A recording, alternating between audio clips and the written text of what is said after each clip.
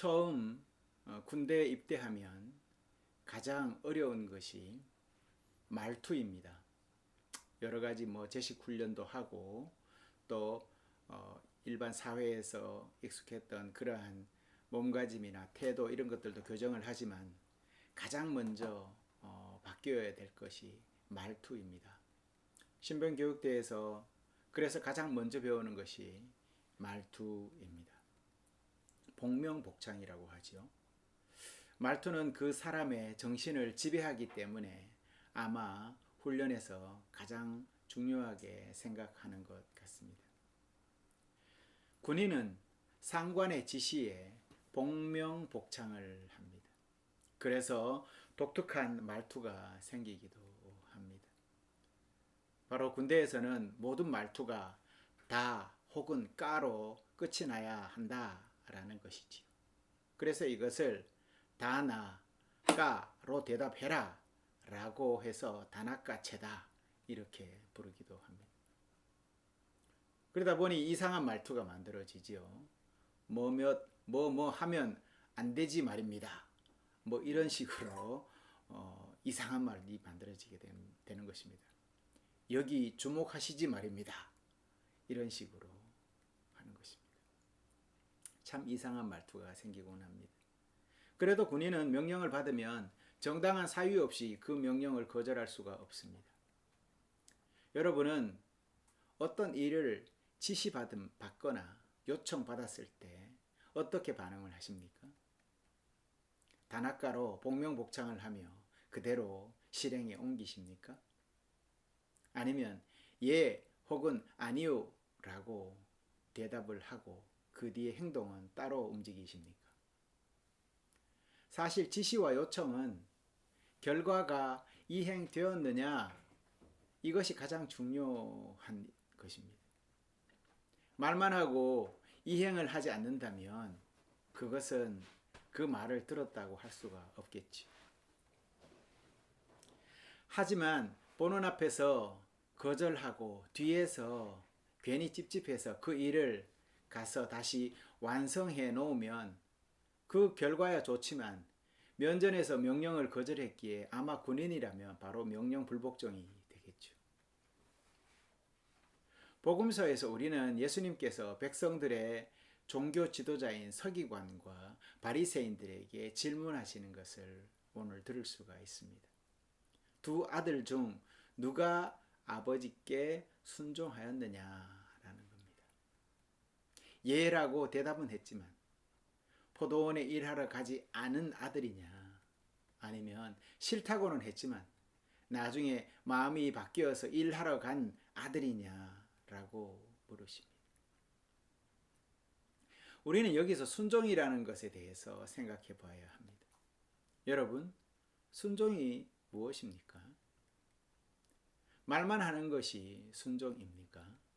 아니면 말과 행동이 함께 따라오는 것이 순종이라고 보는 것입니까? 순종은 군대의 명령과는 좀 다르지요. 특히 신앙인의 순종은 더더욱 다르다고 할 수가 있습니다. 신앙인의 순종은 마음 깊은 곳에서 들려오는 하나님의 음성에 귀를 기울이고 그 들은 메시지에 따라서 행동하는 것을 우리가 순종이다 라고 정의할 수가 있습니다. 쉬운 말 같지만 우리 모두는 이것이 결코 쉽지 않은 일이라는 것을 잘 알고 있습니다. 먼저 우리는 다양한 목소리와 메시지를 선별하여서 어떤 것이 과연 하나님의 음성인지 판단해야 하는 과정을 거쳐야 합니다. 그런 다음에라야 그 메시지에 따라서 행동할지 말지 선택할 수 있기 때문입니다. 그렇게 보면 모든 기도는 선택의 과정을 통과해야 한다라는 것을 알 수가 있습니다. 기도했는데 그것이 하나님의 음성이면 그대로 응답하고 거기에 순종하면 됩니다. 하지만 하나님의 음성이 아니면 따르지 말아야 하겠죠. 야곱도 하나님 앞에서 기도하다가 이것이 하나님의 음성인지 아닌지, 분명히 하나님의 천사가 내려와서 사닥다리를 타고 오르락내리락 하며 자기에게 보여주신 것이 분명히 환상이 있는데도 불구하고 야곱은 갈등하며 그 천사와 씨름을 합니다. 내용은 무엇입니까? 자기의 이성과 자기 내면의 판단과 하나님의 뜻이 일치하지 않을 때에 갈등하면서 계속 자기와 싸우고 고뇌한다라는 것이죠. 어떻습니까? 여러분도 마찬가지죠. 이치에 맞지 않는 하나님의 뜻이 나에게 임재되었을 때 그것을 내가 받아들일 것인가 말 것인가를 결정할 때 그게 쉽게 되던가요? 고민하고 갈등하고 그렇게 해서 순종까지 이어지는 것을 여러분들은 분명히 경험했지 않습니까? 오늘 야곱의 이야기는 창세기 32장의 야복강에서 하나님의 천사와 씨름하는 이야기, 그 이야기입니다. 기도와 씨름. 어찌 보면 어울릴 것 같지 않아 보이지만 사실 모든 기도는 하나님과의 씨름이라고 할 수가 있습니다. 왜요? 우리는 이 땅에 발 딛고 살아가고 있기 때문에 그렇습니다. 그러니 이 이성의 끈이 이 이성의 끈의 발이 이 땅을 딛고 있는 한 우리의 고민과 주님 앞에서의 기도의 갈등은 여전히 지속될 수밖에 없다라는 것이죠. 다시 말해서 우리가 기도한다는 것은 하나님의 뜻을 단순히 받아들이는 그러한 과정이 아니라는 것이죠. 우리가 성경책을 읽을 때 보면 대부분 어떤 선지자들이 하나님의 말씀을 받을 때 그것을 즉시 이행하는 모습을 바라봅니다. 아, 하나님의 뜻은 이렇게 되는 건가 봐 라고 하지만 말이 그렇지 실제 기도를 해보면 그렇지 않다라는 것을 제가 지금 말씀드리는 것입니다. 우리의 이성을 통과하고 판단과 경험을 뛰어넘어설 때라야 하나님의 음성, 그것을 알아차릴 수가 있게 된다라는 것이죠. 그래서 기도하는 사람들이 많이 하는 이야기가 무엇입니까? 나를 내려놓고 그분 앞에 머물 때라고 하는 것입니다. 그러니 가장 어려운 게 그 씨름의 핵심이 뭡니까? 내가 내 자신을 내려놓는 씨름인 것이지요. 기도는 분명 그분 뜻에 순종하고 복종한다라는 의미가 그 안에 담겨져 있습니다. 하지만 따르기로 작정하기까지 오랜 시간 마음속에서 투쟁의 과정을 거친 뒤라야 순종으로 그 결과가 나타난다라는 것이죠. 롤 하이저라는 사람은 기도의 저항을 이야기하면서 다음과 같이 이야기한 적이 있습니다. 하나님은 언젠가는 우리가 저항하고 당신 뜻을 헌신짝처럼 걷어차버릴 것을 이미 예상하시고 계신다. 그러니 하나님이 당신 뜻을 우리에게 전하신 다음에 즉시 이행하고 따를 것이라고 생각하지 않으신다.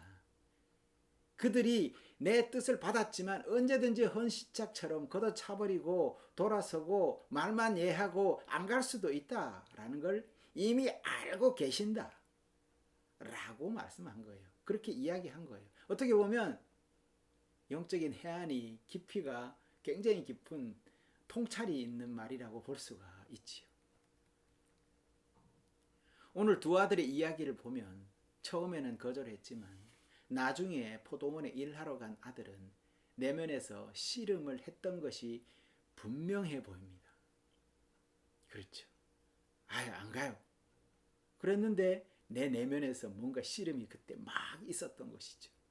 그리고 난 다음에 그래도 가서 해야지 라고 해서 했던 것이죠.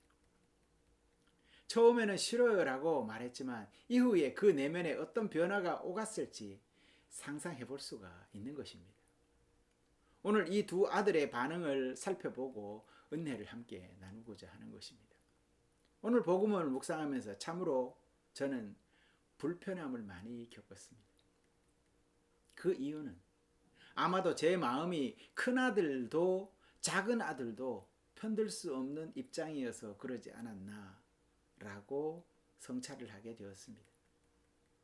만약 내 입장이 분명하다면 그렇게 불편할 이유가 없지요. 입장이 분명하다면 내가 좋아하는 것이면 좋아하면 될 것이고 싫어하는 것이면 아니요 하면 될 것입니다. 그런데 이도저도 아니니 불편한 것이겠지요. 그저 싫던 좋던 그렇게 확실하게 보인다면 그렇게 할 것이지요. 이처럼 오늘 복음서에서 우리가 불편함을 느끼는 것은 큰아들이든 둘째 아들이건 누구 편을 들 수 없는 입장이기 때문에 그렇다. 이는 두 아들에게서 다 자기 모습이 보이기 때문에 그렇다라는 것이죠. 오늘 복음서의 둘째 아들을 보면 그는 포도밭 일을 하기 싫어한 것 같습니다. 그래서 둘째 아들이 아버지의 청을 거절하기 힘들어서 말로만 밭에 가겠다라고 합니다. 일은 하기 싫지만 아들로서의 아버지의 청을 거절하지 못하고 포도밭에 가겠노라고 답을 합니다. 이런 모습은 많은 경우 우리의 모습과 굉장히 닮아 있습니다. 사실 여러분도 생각해보면 내가 하고 싶어서 지금 하는 일을 계속 하는 분은 아무도 없을 겁니다. 직장인들 대부분이 그래요. 어떤 사람은 늘 양복 속주머니에다가 사직서를 365일 써갖고 주머니에 집어넣고 다닌다고 합니다. 말 다 했죠. 이처럼 하기 싫은 일 더 많고 하기 싫은 일이 더 많고 그 일을 해야만 살아갈 수 있기 때문에 일을 하는 것이겠죠. 누구든지 웬만하면 쉽고 하고 싶은 일만 하기를 원하는 이들은 없을 것입니다. 그러다 보니 우리는 서로의 관계 안에서 분명한 입장을 취하지 못하게 됩니다. 그래서 어떻게 대답하나요? 예, 또 아니고 아니요, 또 못하는 겁니다. 그냥 서로 얼굴 붉히지 않은 선에서 적당하게 이렇게 하고 넘어가 버리는 것이죠. 그에 반해서 맏아들은 차라리 솔직하지 않습니까? 싫습니다 라고 딱 부러지게 얘기를 합니다. 하지만 후에 스스로 생각을 바꾸어서 밭에서 일을 했습니다. 처음부터 잘하면 될 것을 왜 처음에는 하지 않겠다고 해놓고 뒤에서야 마음에 찔려가지고 일하러 갔냐 라는 말이죠. 처음부터 하겠다고 하면 좋을 것을. 그렇게 보면 큰아들이나 작은 아들이나 아버지 속 끓이는 것은 매 한 가지다. 그러니 앞에서도 말씀했지 않습니까? 하나님은 언제든지 쟤들이 그냥 헌시짝처럼 걷어차버릴 걸 알고 있다 라는 그 통찰이 틀리지 않았다라는 것이죠. 그런데 이 두 가지 모두가 우리의 모습이고 이 모습까지도 싫다 하지 않으시고 기다려 주시고 맞아 주시는 분이 바로 하나님이시라는 것이죠. 그러니 당신 속이 아닐 겁니다. 많은 설교가들이 하나님의 마음을 비교할 때 부모의 마음과 자식의 마음으로 비교를 많이 하지요. 마치 자녀들을 양육해 보신 분들은 잘 아시겠지만 어디 부모의 뜻대로 자식들이 잘 자라던가요? 물론 착하게 순종하면서 잘 자라는 아들들도 있지만 말입니다. 대부분 그렇지 않은 것이 우리 현실들이죠. 그렇다고 너는 내 자식이 아니다 라고 내치는 부모는 이 세상에 없습니다. 이처럼 하나님도 마찬가지입니다. 원래 쟤는 저런 아이야. 하지만 곧 돌아올 거야. 무슨 일을 시키면 한 번에 예라고 답하지 않고 걷어차고 거부할 것을 이미 잘 알고 계신다라는 것이죠. 하지만 그 사랑을 믿고 다시 돌아올 거야 라는 것이죠. 우리 복음서는 둘째 아들을 세리와 창녀들의 이야기로 연결시키고 있습니다. 세리와 창녀는 사실 사회적으로 가진 것 없는 가장 최빈약자들이죠.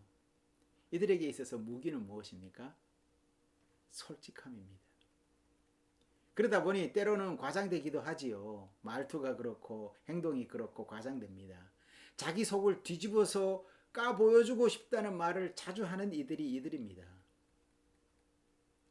그것만이 이들이 항변할 수 있는 유일한 방법이기 때문에 그러겠지요. 이처럼 창녀와 세리들은 시대의 죄인으로서 솔직한 것 말고는 자신들이 보호할 특별한 보호장치가 없었습니다. 누구도 보호해주지 않죠. 이들도 처음에는 다양한 이유를 들어서 하나님의 뜻을 거절해요. 믿음도 그렇습니다. 긴가민가 뭉구적거리는 자세가 아니라 지금 이 자리에서 솔직히 답하는 것이 어떻게 보면 믿음이지 않는가라는 생각도 듭니다. 그러니 큰아들의 모습에서나 작은 아들의 모습에서나 다 우리의 모습이 보이는 겁니다. 지금 우리 믿음은 너무 약해서 아버지의 당부를 듣기는 들어도 포도밭까지 걸어가기가 너무나 힘든 것 같습니다. 가다가 주저앉을까 염려되고 끝까지 가지 못할까 걱정도 됩니다. 그래서 죄인인 우리는 늘 주님 앞에 엎드려서 그분의 긍휼하심을 입어야 하는 것입니다. 성도 여러분, 하나님은 우리가 실패할 것을 알고 있어요. 잘 못할 것도 알고 있어요. 삐질 것도 알고 있어요. 좌절할 것도 알고 있어요. 그러니 걱정하지 마세요. 그냥 다시 가서 하고 그냥 다시 와서 주님 앞에 머물면 되는 겁니다. 성도 여러분, 약한 우리가 주님의 부르심에 어떻게 응답해야 할지를 돌아보는 우리 모두가 되었으면 합니다. 하나님의 지시와 명령에 어느 누가 단번에 예, 제가 가겠습니다. 물론 다윗이나 이런 사람들은 그럴 수 있겠죠. 그래도 그 사람들도 마찬가지예요.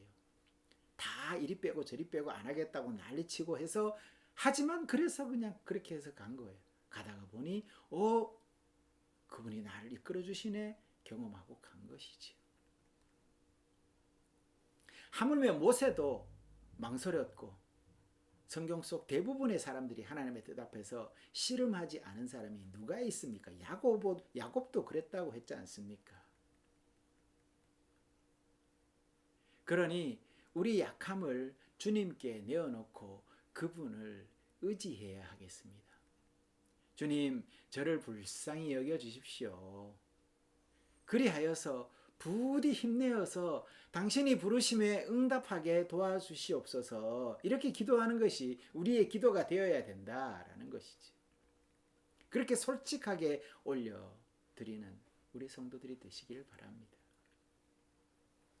두 번째로 생각할 것은 오늘 복음을 읽으면서 저는 맏아들인가, 제 자신이 맏아들인가 아니면 작은 아들인가 라는 질문을 던져보기도 했습니다. 제가 내린 결론은 제 안에 앞에서도 말씀드렸지만 두 아들의 모습이 다 있었다라는 것입니다.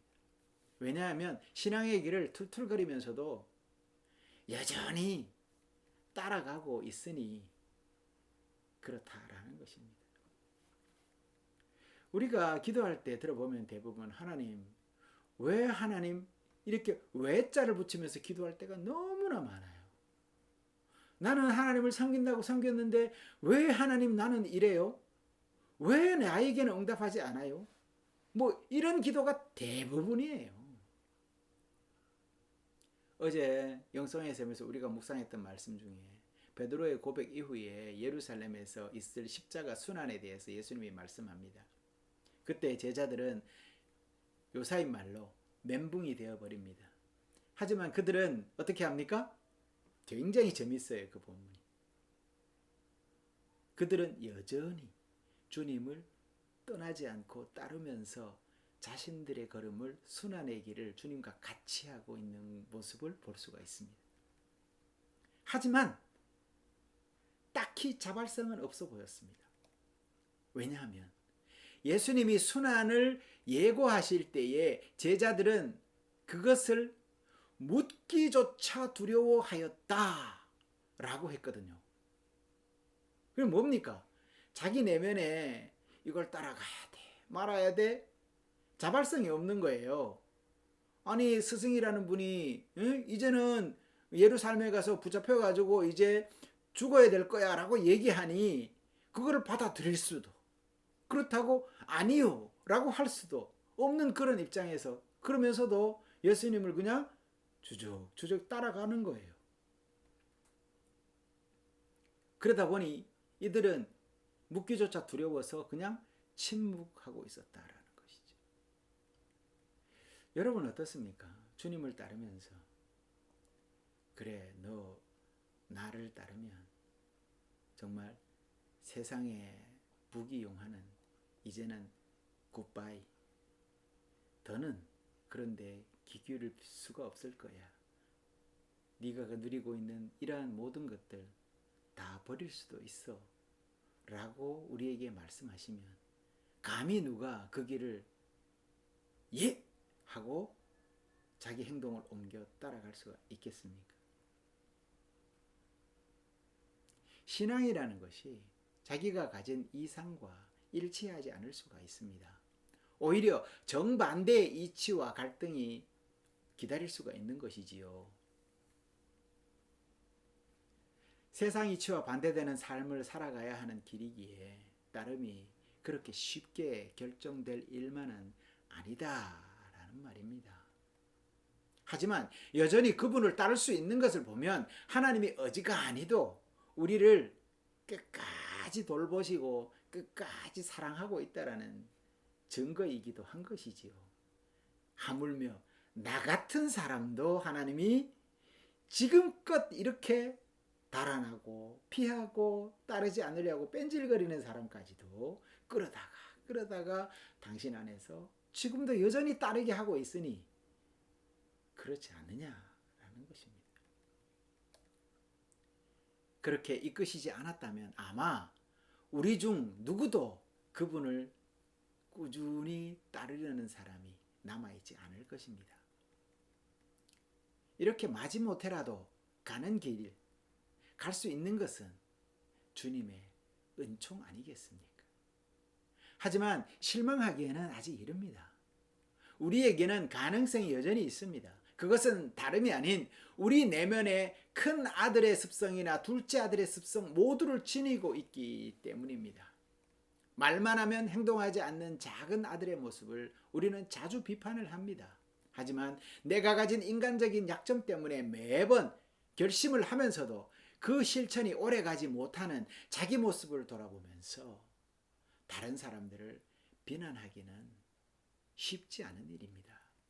그러니 우리는 인간적인 욕심 때문에 하기 싫은 부분에 있어서 나중에라도 실천할 수 있도록 매 순간 깨어 있어야 합니다.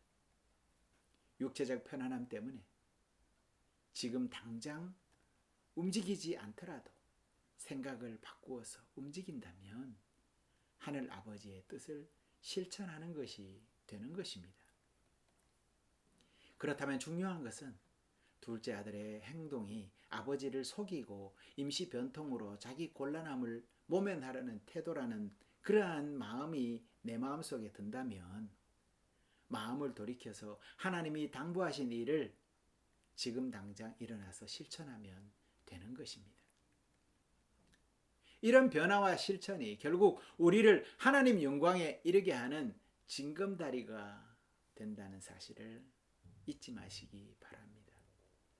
그리 한 걸음 한 걸음 그 나라를 향해서 나아가게 되는 것입니다. 그러니 산상교회 성도 여러분, 저는 여러분에게 말만 하고 행동하지 않는 위선자가 되지 말자고 이야기하고 싶지는 않습니다. 둘째 아들이 거짓으로 말한 것은 관계의 어려움을 그리 편안하게 풀어나가려는 태도였을 것이라고 저는 생각을 해봅니다. 하지만 오히려 매번 편안함이라는 그 유혹에 빠지면서도 이번 한 번만이라도 행동에 옮겨보자 라는 그런 마음이 생긴다면 그렇게 행동하십시오. 그러면 하나님이 기뻐하시고 그에게도 동일한 은총을 허락하실 것입니다. 영성의 샘에서도 묵상했지만 영적 편안함은 우리의 반응에 오히려 무감각하게 만들어 버린다라는 것을 묵상한 적이 있습니다. 그러니 편안함을 위해서 말로만 먼저 위로를 건네고 난 다음에 예라고 답하는 형식의 모습이 보인다면 그 자리에서 일어나서 작은 것이라도 실천해 보겠다는 마음을 가져야 하겠습니다. 그런 생각이 우리를 변화시킬 것이고 결국 그 작은 실천이 전체를 변화시키게 할 것입니다. 그러니 성령님이 시마다 때마다 주시는 마음속 울림에 민감하게 반응할 수 있어야 합니다.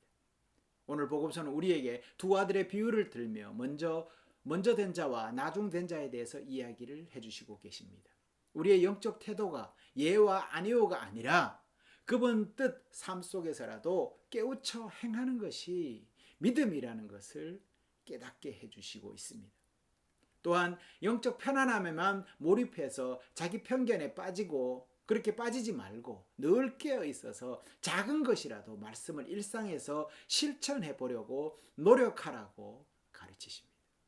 그리야 한 주간 여러분의 삶의 자리가 하나님이 우리의 약함을 아시며 기다리신다는 것을 알아서 그분 의지해서 힘내는 모든 성도님들이 다 되시기를 바랍니다.